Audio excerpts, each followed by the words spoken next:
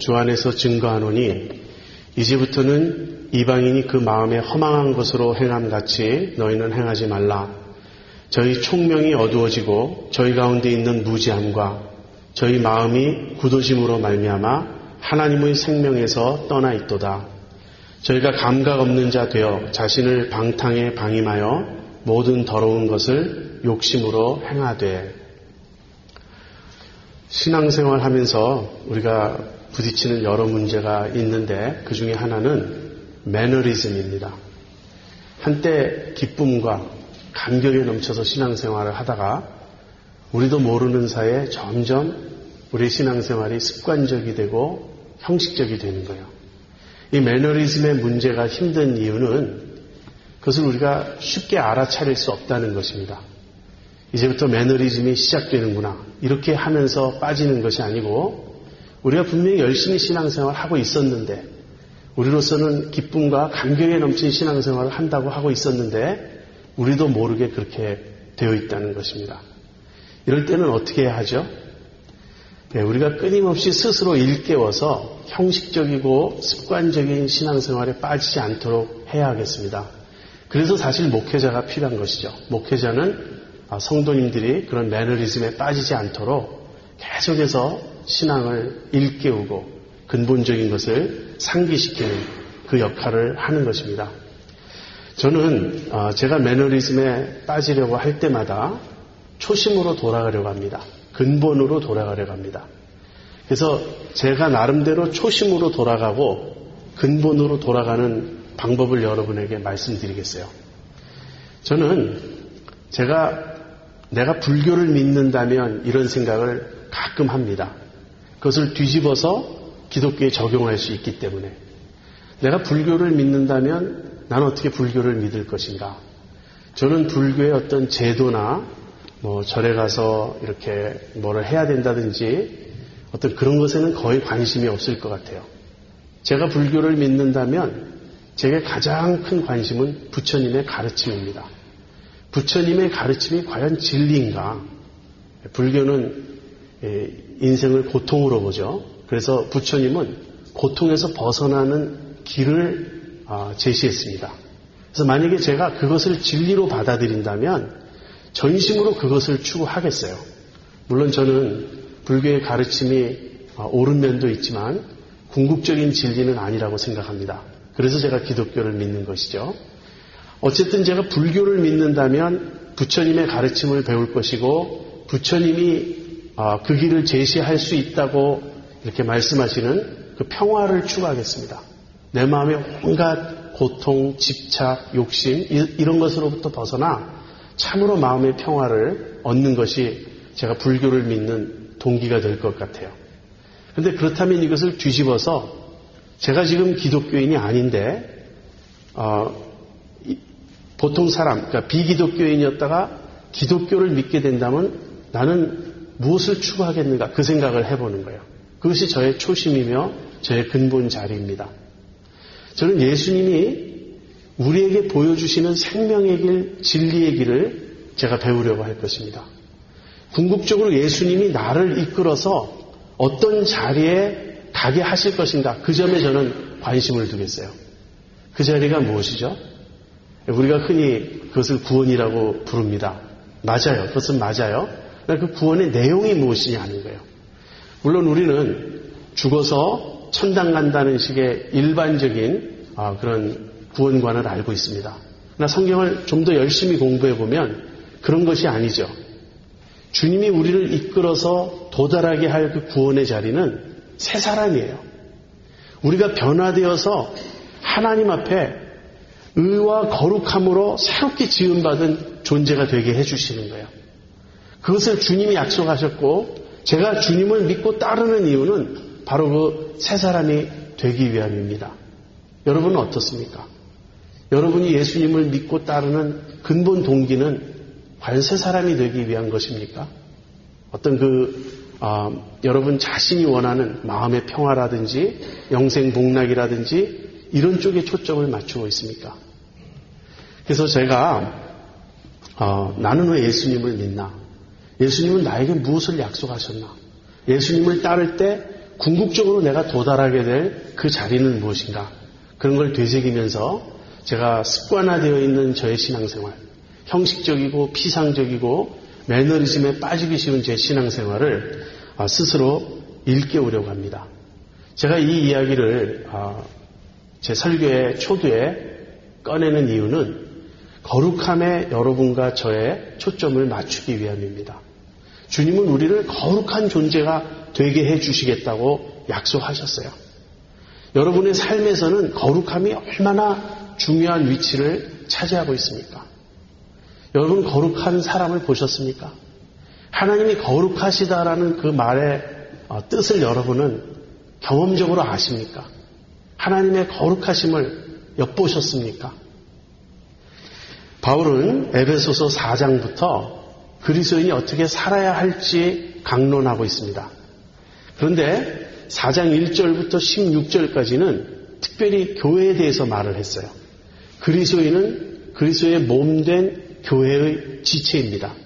그래서 교회 안에서 우리가 어떻게 하나가 될 것이며 교회 안에서 우리가 함께 어떻게 믿음과 사랑 안에 성숙해 가야 할 것인지를 16절까지 해서 바울은 말했어요.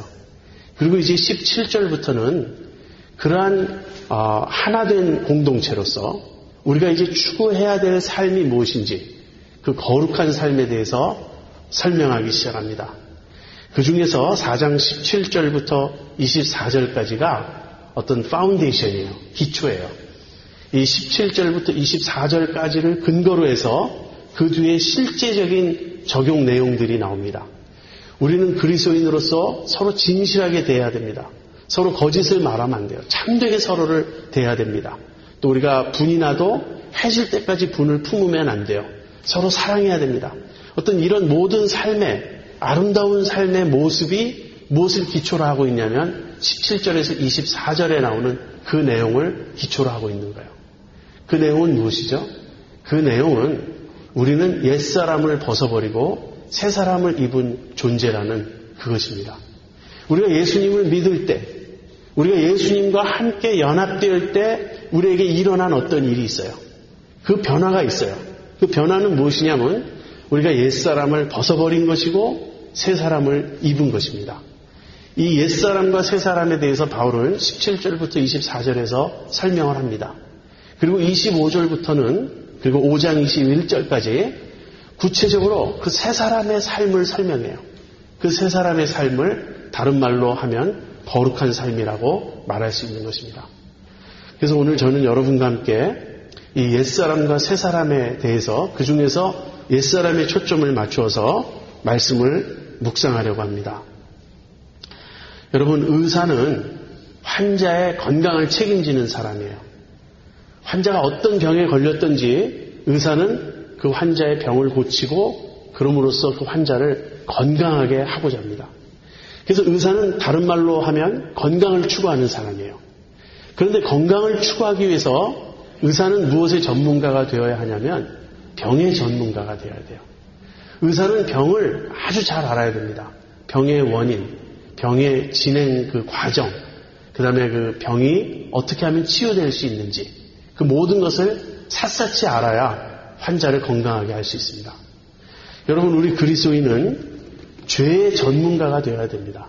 우리가 거룩함에 이르기 위해서는 우리가 정말 하나님이 기뻐하시는 그러한 영적으로 선하고 착하고 의로운 거룩한 존재들이 되기 위해서는 우리 속에 역사하는 죄의 원리, 죄가 무엇이며 우리를 넘어뜨리는 우리 속에 역사하는 이 육신의 모습이 무엇인지 우리는 이것을 명확히 알고 있어야 되겠어요. 그래서 우리가 옛사람에 대해서 공부하는 이유는 그것입니다. 그것은 다 지나간 일이 아닌가. 그건 예수 믿기 전의 일이 아닌가. 우리는 이제 예수 믿고 새 사람이 되었으니 이제부터는 성령을 조차 행하면 되지 않는가. 우리는 이렇게 말할 수 있습니다. 그 말은 맞아요. 그러나 무엇이 성령을 조차 행하는 것인지 어떻게 밝게 알 수 있습니까? 성령과 반대되는 육신을 잘 알아야 한다는 거예요. 무엇이 육신인지를 잘 아는 사람이 무엇이 성령인지를 잘 알 수 있는 것입니다. 바울은 이렇게 본문을 시작합니다. 그러므로 내가 이것을 말하며 주 안에서 증거하노니. 이 표현이 좀 이상하죠? 내가 이것을 말하며 주 안에서 증거하노니, 말한다, 증거한다 두 가지 동사를 사용하고 있어요. 무슨 말이냐면 그만큼 강조하고 있는 것입니다. 그러므로 내가 이것을 말하노니 이렇게 한 단어만 쓰지 않고 말하며 또 증거하노니 이렇게 말하는 것은 지금부터 하는 이야기가 너무나 중요하기 때문에 여러분 귀를 기울이십시오 하는 그런 뜻입니다.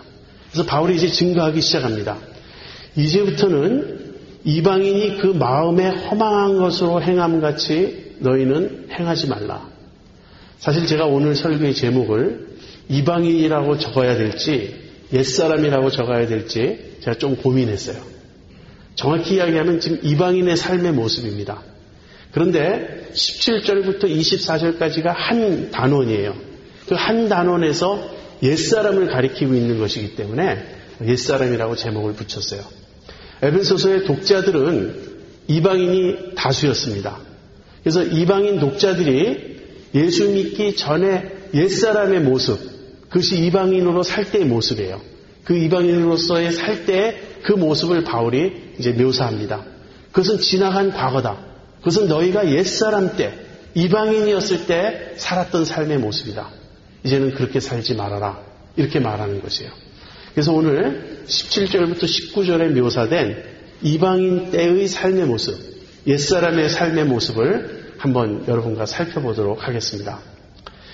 여기에 여러 가지 묘사가 나오는데요. 이 여러 가지 묘사를 가장 거기에 핵심 내용을 하나 꼽는다면 무엇이 되겠는가? 여러분 18절에 나옵니다. 18절 맨 뒷부분에 이런 말씀이 나오죠. 하나님의 생명에서 떠나 있도다. 이것이 전체를 요약한 것이에요. 예수 믿기 전에 이방인으로 있을 때의 삶의 모습, 새 사람이 되기 전에 옛사람으로 있을 때의 그 삶의 모습을 가장 핵심적으로 표현한다면 하나님의 생명에서 떠나 있는 것입니다. 다시 말하면 영적으로 죽어 있는 상태라는 것이에요. 에베소서 2장 1절에 이런 말씀이 나와요. 너희의 허물과 죄로 죽어 있는 너희를 살리셨도다. 여러분, 사람은 두 가지 주소 중에 한쪽에 속하게 되어 있어요. 모든 사람은. 하나의 주소는 아담입니다. 그리고 또 다른 주소는 그리스도예요. 한 번 태어난 사람은 전부 아담에게 속해 있어요. 그래서 그 사람의 주소는 아담이에요.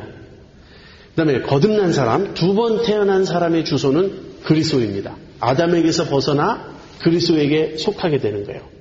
지금 여기서 이야기하는 너희가 이방인 때로 있었을 때, 또 옛사람, 이들의 주소는 아담입니다.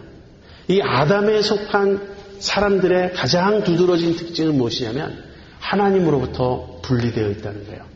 하나님의 생명에서 떠나 있는 것입니다. 이 사람들도 우리와 겉모습은 똑같습니다. 건강할 수도 있고 지적으로 왕성할 수도 있습니다. 도덕적으로 굉장히 모범적이고 바른 삶을 살 수도 있습니다. 그래서 얼핏 보아서는 잘 구별이 되지 않아요. 그런데 자세히 주의 깊게 관찰해 보면 단 한 가지 차이가 있어요. 그 두드러진 차이, 핵심적인 차이. 그것은 무엇이냐면 영적으로 죽어 있다는 것입니다. 하나님의 생명에서 떠나 있는 것입니다. 이 영적으로 죽어 있다는 말, 하나님의 생명에서 떠나 있다는 말은 하나님을 모른다는 거예요. 하나님과 분리되어 있다는 거예요. 아무리 그 사람이 착한 듯 싶고 아무리 모범적이고 윤리적으로 똑바르게 사는 것 같아도 다른 이야기는 다 통하는데 하나님 이야기라면 통하지 않아요. 하나님에 대해서는 깜깜합니다. 절벽입니다. 하나님과 단절되어 있습니다. 하나님의 생명에서 떠나 있어요. 자, 하나님의 생명에서 떠나 있는 이 상태에 있는 사람의 구체적인 모습은 무엇인가? 저는 세 가지로 여러분에게 정리해서 제시하려고 합니다. 여기 마음이라는 단어가 17절에도 나오고 18절에도 나와요. 그런데 17절에 나오는 마음이라는 단어는 생각으로 고쳐서 번역하는 게 더 좋습니다. 이제부터는 이방인이 그 생각의 허망한 것으로 행함같이 너희는 행하지 말라. 생각이란 단어가 나오고요. 18절에 보면 저희 총명이 어두워지고 저희 가운데 있는 무지함과 저희 마음이 굳어짐으로 말미암아. 18절에 마음이 나오죠. 그래서 18절의 마음부터 살펴보도록 하겠습니다. 이 마음은 헬라어로 카르디아예요. 영어로는 heart입니다. 우리말로 마음으로 번역한 게 적절합니다. 일단 하나님의 생명에서 떠나 있는 이방인들의 모습은 이 마음에 문제가 있다는 거예요. 마음이 어떤 상태에 있냐면 마음이 굳어져 있어요. 여기 굳어져 있다 이 말은 완강하다, 완고하다 그런 말입니다. 여러분 마음은 인격과 생각과 의지와 감정의 중심입니다. 우리가 한 사람을 이야기할 때 특별히 사람은 인격적인 존재죠. 그 인격의 중심이 마음이라는 거예요. 마음보다 더 깊은 중심은 없습니다.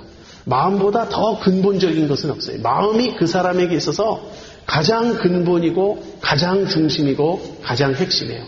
그래서 한 사람의 어떠함을 우리가 말하려면 그 사람의 마음이 어떠한가를 살펴야 돼요. 사람의 생명이 그 마음에 있다. 성경은 그렇게 말합니다. 그래서 이 마음 상태가 그 사람의 본질이에요.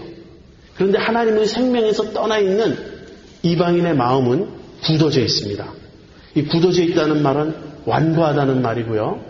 하나님의 진리를 받아들이지 않는 그 모습입니다. 하나님의 진리를 거부하는 모습이에요.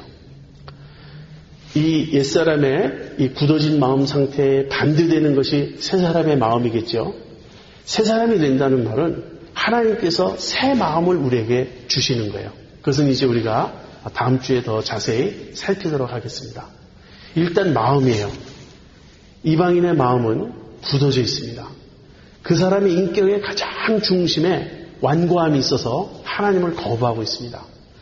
제이 패커라고 하는 신학자는 이 죄를 영어로 sin이죠. sin이라고 하는 이 죄라는 것을 anti-God syndrome이라고 불렀습니다.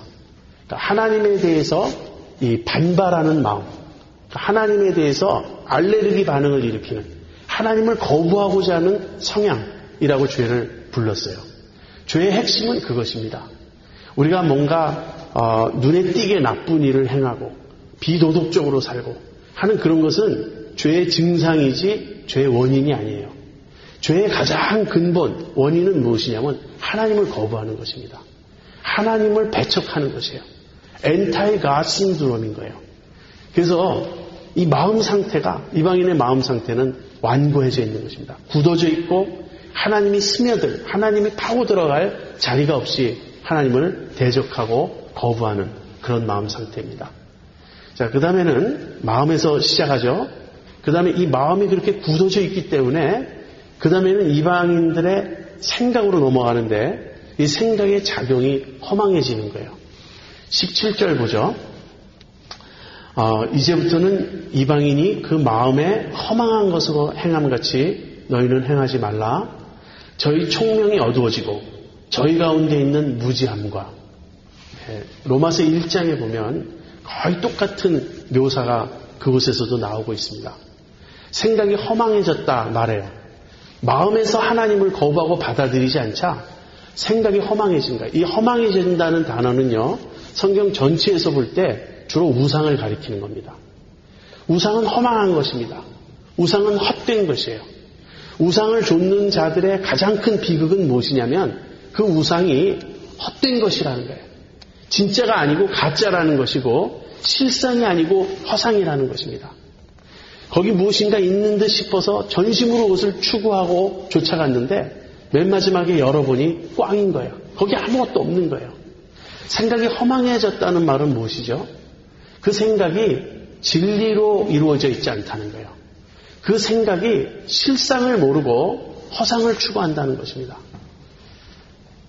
하나님의 진리를 받아들이지 않은 사람들은 이 세상을 바라볼 때 과학 지식을 통해서 자신의 철학을 통해서 자신의 이성과 관찰을 통해서 많은 것을 깨달을 수 있지만 본질적으로 리얼리티가 무엇인지 실제가 무엇인지 진리가 무엇인지를 알 수 없다는 것입니다. 여러분 기독교 철학 또는 종교 철학이라고도 말할 수 있죠. 또는 변증학 여기서 하나님의 존재 증명이라는 이야기를 합니다. 주로 5가지 그 유명한 존재 증명이 있어요. 토마스 아퀴나스라고 하는 중세 신학자가 아리스토텔레스의 글에서 이렇게 인용해서 자기 나름대로 설명한 그 5가지 하나님의 존재 증명이 있습니다. 그래서 우주론적 논증이 있어요. 이 우주를 보면 모든 것이 원인이 있다. 그런데 그 최초의 원인이 하나님이다. 또 운동으로 설명합니다. 운동을 보면 항상 그 전에 어떤 것이 움직이니까 따라서 다른 결과로 움직임이 있어요. 그런데 최초에 움직이지 않는, 그러면서 다른 모든 것을 움직이는 최초의 그 부동자가 계시다. 이분이 하나님이시다. 뭐 이런 식의 논증이 있습니다. 그런데 이 논증은 절대로 무신론자를 변화시킬 수 없습니다. 이 하나님의 존재 증명을 통해서 무신론자들이 설득돼 가지고 과연 그렇구나, 그리고 하나님을 인정하는 예가 거의 없어요. 최근에 안토니 플루라고 하는 영국의 유명한 무신론자가 비로소 하나님의 존재, 신의 존재를 인정하게 되었습니다. 기독교 철학자들과의 수없이 많은 대화와 논쟁을 통해서 이분이 신을 인정하게 되었어요. 이것이 철학계의 빅 뉴스입니다. 그래서 이제 기독교 철학자들, 신학자들이 막 기뻐해서 그분을 인터뷰하는데, 이분이 도달한 자리는 기독교의 하나님을 믿는 것이 아니고 이신론적인 입장이에요. 즉 우주에 어떤 신적인 존재가 있을 것 같다, 거기까지 온 거예요. 한 사람을 그 자리까지 오게 하기가 그렇게 힘들어요. 하나님의 존재 증명으로 사람을 설득시킬 수 없습니다. 그런데 예수 믿는 우리가 볼 때는, 제가 그 존재 증명을 쭉 들을 때는 너무 맞아요. 그렇죠. 모든 것에 원인이 있을 수밖에 없고 제일 원인은 하나님이시죠. 뒤집어서 모든 것은 어떤 목적을 가지고 있어요. 그런데 그 궁극적인 목적은 하나님이실 수밖에 없어요. 예수 믿는 제 눈으로 볼 때는 온 우주에 하나님이 충만하세요. 하나님 없이는 이 우주가 설명될 수 없고 제 자신이 설명될 수 없어요. 그런데 생각이 허망해지면, 그 마음이 하나님을 거부하고 따라서 그 생각에 하나님을 모시지 않으면, 진리를 모르면 모든 것이 허망해지는 것입니다. 허무해지고 허상으로만 치닫게 되는 것이죠. 그래서 이 생각이 어디를 향하냐면 저희 총명이 어두워집니다. 이해력이 둔해진다는 거예요. 이해할 수가 없다는 거예요. 그 다음에 저희 가운데 있는 무지함과 결국은 진리를 모른다는 것이죠. 자, 여러분 어떻게 진행되는지 잘 살펴보세요. 먼저 마음이 굳어졌습니다. 그래서 마음이 하나님을 거부했어요. 그러자 생각이 허망해졌어요. 생각이 진리를 모르고 결국 실상을 모르고 허상을 쫓아가게 됐고, 그러자 이해력이 둔해지고 무지하게 되었습니다. 그 다음에 이제 세 번째 단계는 무엇이죠? 이제 19절에 나옵니다. 저희가 감각 없는 자 되어 자신을 방탕에 방임하여 온 모든 더러운 것을 욕심으로 행하되, 드디어 이제 겉으로 드러난 방탕한 삶의 모습이 뒤따릅니다. 생각이 허망해지고 생각이 진리를 붙잡지 못하자 그 다음에는 온갖 마음의 어떤 우리 안에 있는 욕심대로 행하고 방탕에 자기 자신을 방임하게 된다는 거예요. 여러분이 이런 묘사를 들으면 이런 반문을 하실 수 있습니다. 이방인들이 다 이렇게 사는 것은 아니지 않습니까? 예, 맞습니다. 이방인들이라고 다 이렇게 살지 않아요. 우리 동양을 살펴보면 공자님의 도덕이 있지 않습니까? 공자님의 상상 오륜도 있고, 아무튼 이 인간이 어떻게 행해야 될지에 대해서 대단히 많은 좋은 가르침이 있지 않습니까? 바울이 이런 글을 썼던 이 당시 스토아 철학자였던 세네카라고 하는 분이 있습니다. 그 세네카는 유명한 네로 황제의 스승이었어요. 그 세네카가 쓴 글에 보면은 로마의 그 타락한 문화에 대해서 탄식하는 내용이 나옵니다. 저들은 정말 너무 방탕해서 도저히 인간이라고 부를 수 없는, 인간이 하는 일이라고는 말할 수 없는 그런 일들을 한다. 이렇게 장탄식을 하는 그런 내용이 있습니다. 그래서 이것은 좀 너무 극단적인 표현이 아닌가, 우리가 이렇게 생각할 수도 있는데, 일반화의 위험은 있지만 전체적인 모습이 그렇다는 거예요. 여러분, 그리스도인은 어떤 사람입니까? 이렇게 질문할 때 그리스도인은 거룩하게 사는 사람입니다. 이렇게 대답을 할 수 있어야 합니다. 실상을 보면 많은 그리스도인들이 그렇지 않아요. 그렇지만 그럼에도 불구하고 전체적으로는 크리스찬은 거룩한 삶을 사는 사람이다. 이것이 성경적인 답입니다. 그렇다면 전체적으로 보면 하나님을 떠나서 사는 사람은 사실은 죄에 빠진 사람이고 방탕하게 사는 사람입니다. 저희가 감각 없는 자되어, 이 감각 없다는 말은요, 더 이상 느끼질 못한다는 거예요. 이 죄를 지어도 부끄럽게 느끼지 못합니다.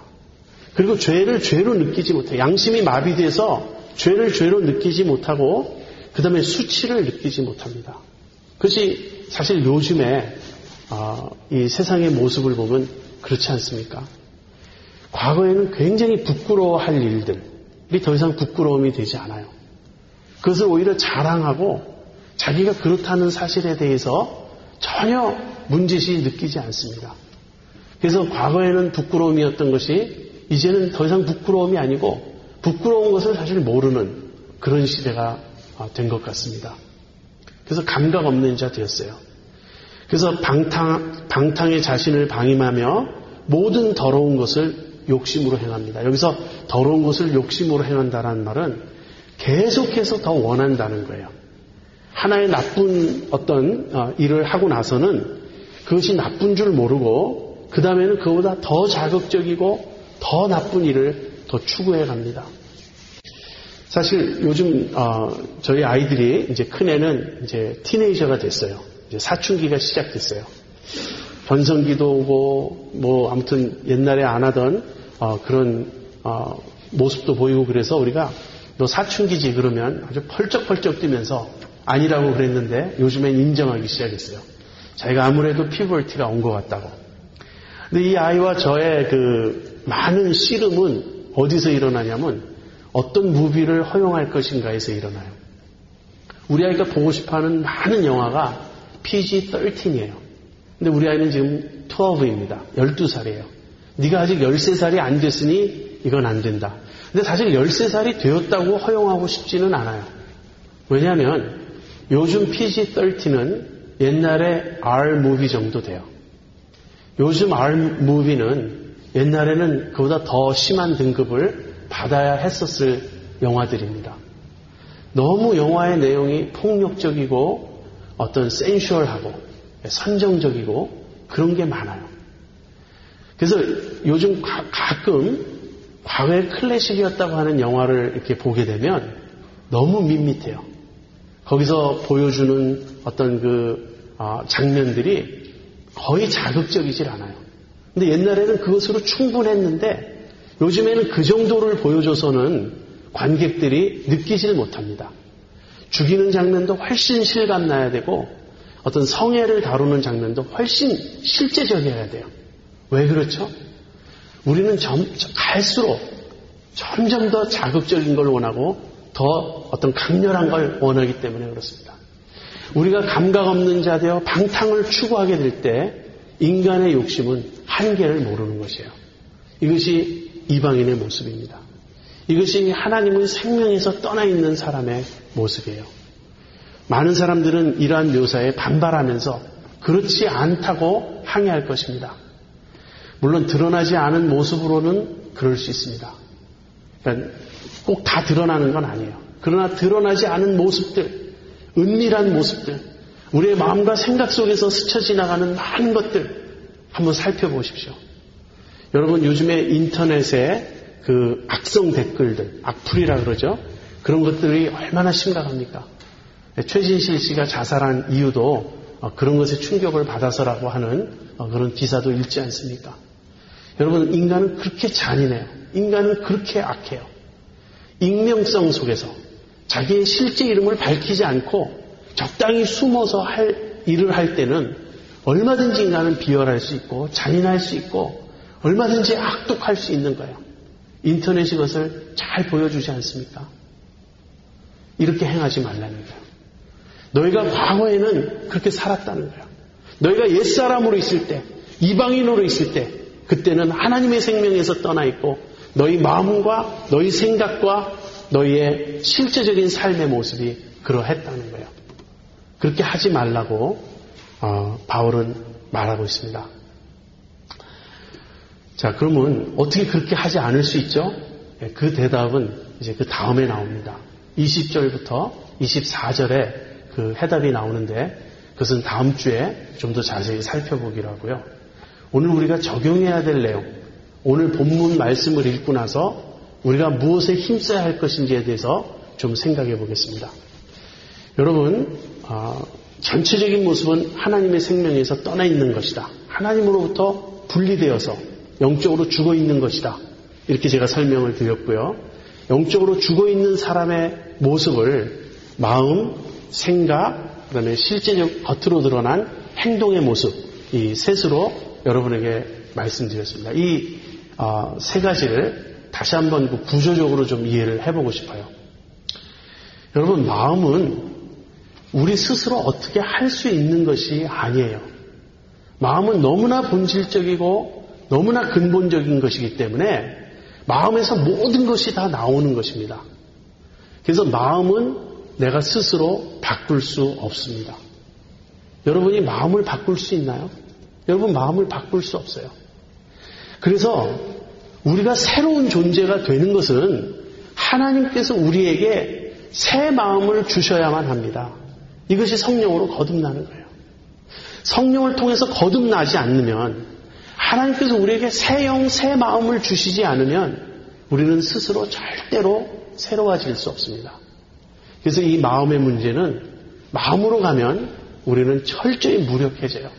마음의 문제는 하나님께서 하셔야 할 일입니다. 기쁜 소식은 무엇이죠? 우리가 복음을 듣고 우리가 구원을 받을 때 바로 이 새 마음이 주어졌다는 거예요. 하나님께서 우리를 죽은 자 가운데서 다시 살리셨어요. 영적으로 살리셨어요. 그러면서 새 사람으로 만들어 주셨어요. 그 새 사람으로 만드시는 핵심이 우리의 마음을 바꿔주신 거예요. 이제 우리의 마음은 새 마음이 된 것입니다. 우리에게 new heart를 하나님이 심어주신 거예요. 그 다음에 우리의 이 마음은 어떤 가장 깊은 곳의 동기예요. 의지예요. 이것은 어떤 방향을 가리키고 있습니다. 그래서 이것은 충동이고 어떤 무엇인가를 추구하고자 하는 본성이고 가장 근본적인 것이기 때문에 이 자체가 우리예요. 우리의 본질이고 우리의 속사람이고 우리의 모습이에요. 그런데 이것이 우리의 의식세계로 떠오르는 것이 생각입니다. 내 마음이 어떤지를 어떻게 알 수 있죠? 내 생각을 통해서 알 수 있는 거예요. 여러분, 생각은 내가 컨트롤할 수 있습니다. 생각은 내가 능동적으로 방향도 바꿀 수 있고 생각은 내가 조절할 수 있어요. 그 다음에 행동은 항상 생각에서 뒤따르는 것입니다. 제가 무슨 말씀을 드리는지 이해가 되십니까? 문제는 생각이라는 거예요. 마음은 보다 더 근원적인 것이기 때문에 우리가 스스로 어떻게 할 수 없고, 그 다음에 행동은 생각에서 뒤따르는 것이기 때문에 우리가 다루어야 될 초점은 생각이라는 것입니다. 일단 새 사람을 입은, 거듭나서 변화된 하나님의 생명을 갖게 된 우리는 우리 안에 새 마음이 주어졌어요. 그래서 이 새 마음이 우리 속에서 작용을 하면서 우리의 생각에 영향을 미치고 우리의 생각을 어떤 방향으로 움직여 가려고 합니다. 그런데 우리 속에는 여전히 육신이 있어요. 우리가 옛사람으로 살 때에 우리를 사로잡던 그 죄의 충동이 우리에게서 완전히 사라진 것이 아니에요. 특별히 우리를 둘러싸고 있는 이 세상이 우리를 그런 의미에서 압박하고 있고 우리를 죄어오고 있습니다. 그래서 우리는 새 마음을 가졌음에도 불구하고 예수님 다시 오셔서 우리를 완전히 구원해 주실 때까지 우리 속에 남아있는 육신 때문에 또 우리를 둘러싸고 있는 세상 때문에 계속해서 우리의 생각에 그릇된 영향을 받는 것이에요. 그래서 우리는 생각에 초점을 맞추고 생각을 조절해야 되고 생각을 바른 방향으로 끌고 갈 수 있어야 한다는 거예요. 여러분, 성화의 초점은 어디에 있습니까? 성화의 비결은 어디에 있습니까? 생각에 있다는 거예요. 내가 생각을 성령을 조차 생각하게 되면 우리는 거룩함에 이르게 됩니다. 내 생각이 육신에 사로잡혀서 육신을 쫓아가게 되면 우리는 사망에 이르게 됩니다. 내 안에 거룩한 생각이 있어요. 내 안에 성령을 좇고자 하는 생각이 있어요. 그 생각이 전혀 없다면 내 마음은 죽은 것입니다. 내 마음은 하나님으로부터 분리되어 있는 것이에요. 그러나 이제 하나님과 다시 연합되었기 때문에 내 안에 새 마음이 주어졌다면 이 새 마음은 내 생각 속에 하나님을 추구하고자 하는 그런 영향을 줍니다. 여러분의 생각을 살펴보세요. 여러분의 생각을 여러분이 믿음으로 의지적으로 끌고 갈 수 있는 두 가지 그런 길이 있습니다. 첫 번째는 생각을 바르게 해야 한다는 거예요. 바른 생각을 추구하십시오. 이 바른 생각이란 성경적 가치관을 추구하는 것입니다. 성경적 세계관을 추구하는 것입니다. 로마서 12장 2절에 너희는 이 세대를 본받지 말고 마음을 새롭게 함으로 변화를 받아. 거기서의 마음도 생각이에요. 마음을 새롭게 함으로 변화를 받아 하나님의 선하시고 기뻐하시고 온전하신 뜻이 무엇인지 분별하도록 하라 그랬습니다. 너희는 이 세대를 본받지 말고 너희 생각을 새롭게 함으로 변화를 받으라. 우리를 둘러싸고 있는 세상이 있습니다. 세상에 가치관이 있고 세상에 사고방식이 있고 세상에 어떤 그런 생각이 있어요. 그것을 좇지 말아야 됩니다. 이 세대를 본받지 말아야 됩니다. 그렇다면 우리가 어떻게 세상의 가치관과 다른 그런 어떤 성경적인 관점, 성경적인 바른 생각을 할 수 있습니까? 물론 대답은 말씀을 깊이 상고하는 것입니다. 여러분 말씀을 묵상하세요. 말씀을 연구하세요. 사실 성경을 몇 번 읽었다 이런 것도 중요하지만 성경은 공부해야 될 책입니다. 그냥 한 번 읽어서 알 수 있는 책이 아니에요. 제가 요즘에 설교 본문이 옛날보다 굉장히 짧아졌죠. 옛날에는 이보다 설교 본문이 좀 길었습니다.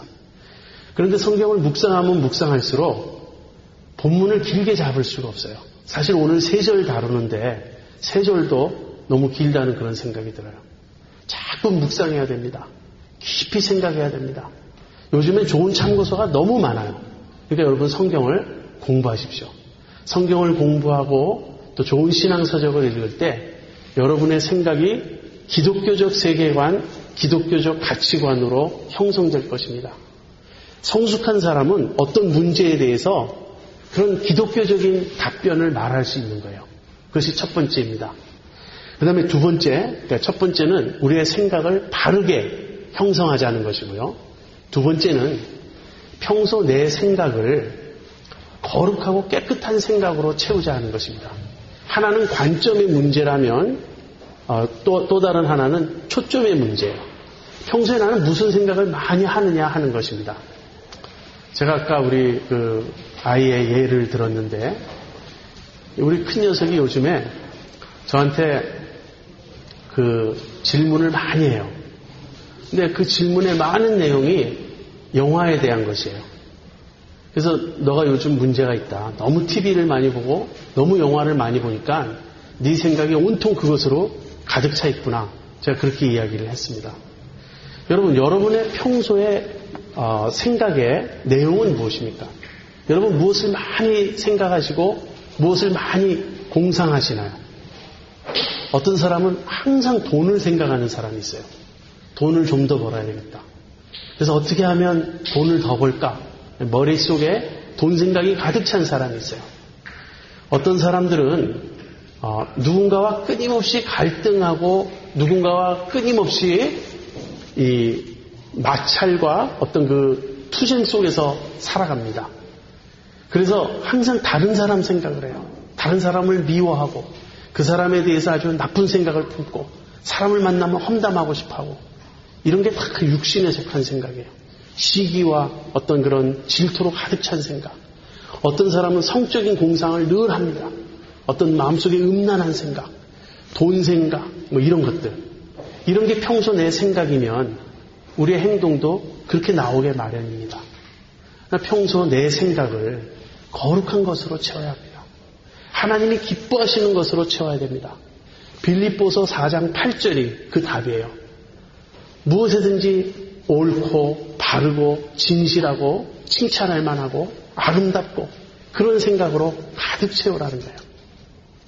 그래서 우리가 생각에 초점을 맞추고 내 생각이 성경적인 관점을 따라 바른 세계관, 바른 가치관으로 형성되어 있도록 힘쓰고 평소에 내 생각이 세상적이고 육신적인 생각이 아니라 거룩한 생각이 되도록 그렇게 우리가 생각을 지킬 때 생각을 통해서 우리의 마음도 우리가 계속 정결하고 깨끗하게 유지할 수 있고 그 생각의 열매로서 우리가 바르게 행동할 수 있습니다.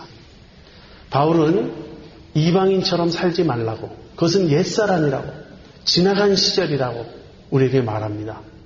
우리가 어떻게 옛사람처럼 이방인처럼 행하지 않을 수 있겠습니까? 대답은 우리의 생각에 있습니다. 우리가 생각을 바르게 지키고 평소에 우리의 생각을 거룩한 생각으로 가득 채움으로써 하나님이 기뻐하시는 그러한 새 사람의 삶, 거룩한 삶을 살기 바랍니다. 내 생각